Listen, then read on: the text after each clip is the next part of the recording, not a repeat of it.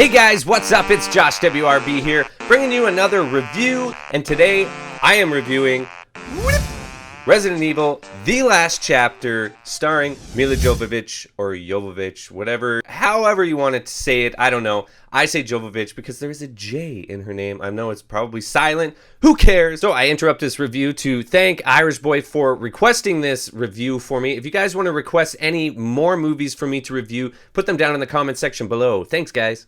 This is the last, well, this is what they're saying is the last Resident Evil film. I doubt it will be the last film. It'll probably be the last film with Milla Jovovich in it. They'll probably reboot it. Kind of happy that that might happen because director Paul W.S. Anderson, before I went and saw this movie yesterday, I was on Rotten Tomatoes, and then I clicked on the director's thing to see all the movies he did, and he did nothing but very, very rotten movies. Every single one of his was completely rotten except for one documentary he did, which I don't even think he actually did it. He might have had something to do. I have no. The only thing he really knows how to direct is just straight action movies. This one is nothing but the same. Picking up immediately after the events of Resident Evil Retribution, Alice, played by Milla Jovovich, is the only survivor of what was meant to be humanity's final stand against the undead. Now she must return to where the nightmare began, the Hive in Raccoon City, where the Umbrella Corporation is gathering its forces for a final strike against the only remaining survivors of the apocalypse. So that is the story, and that is what this movie is about. They waited for Milla Jovovich to have her baby, and it got delayed for like 2 years because of that. This movie struggles the whole way through. There is no point to it whatsoever other than to set up the next action scene. And they really don't even set up the next action scene in any regard. It starts out with no reason whatsoever why this should be a movie. And then the Red Queen comes out of nowhere and says, hey, I'm a plot device for this movie. Here's everything you need for this movie to be a movie. I'm going to tell you that right now. Boom.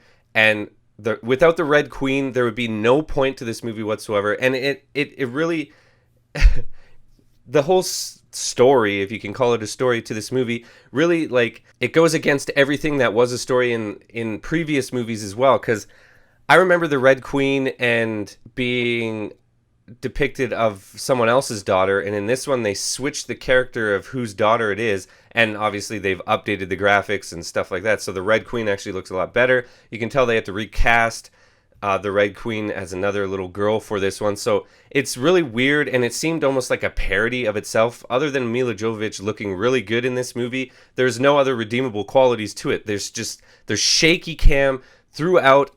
The only place it was playing was IMAX 3D, so I'm sitting there in IMAX, the biggest screen you can see a movie on, and it's just doing this the whole time, and the action scenes are just cut so crazily that there's like one of those evil dog things coming out at people and stuff, and you're just like, I have no clue what's going on.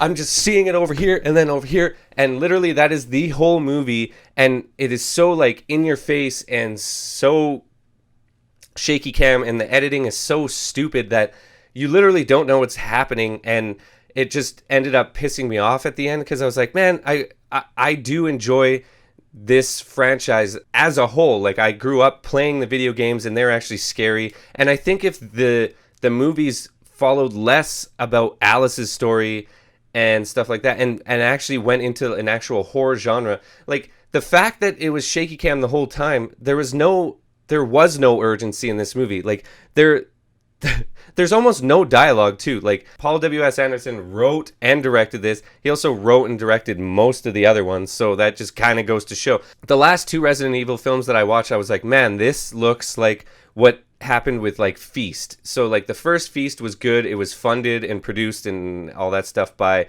the Greenlit project, which was Ben Affleck and Matt Damon. So the first one was good, and then that writer-director that won that contest went on to make two more Feast movies, and they're the worst things I'd ever seen. So Resident Evil started out really cool with the first movie, and there's a lot of homages back to other films. Like, obviously, if you saw in the trailer, there's that laser beam scene again, and it's the exact same thing over and over again, and this movie really didn't need to be made. It is terrible. It is not even, like, if you've seen the other movies, you're obviously going to see this one, but it is terrible, and there is no reason why this film should have been made. And the way it ends, it really doesn't seem like a final chapter. I don't know. I guess, you know, it is the apocalypse and whatever, but it just, I don't know. This movie is terrible, and I was hoping so bad that it would be good, because I'm pretty sure I like the first and maybe the second Resident Evil, and the rest can just, I think this is the 6th movie.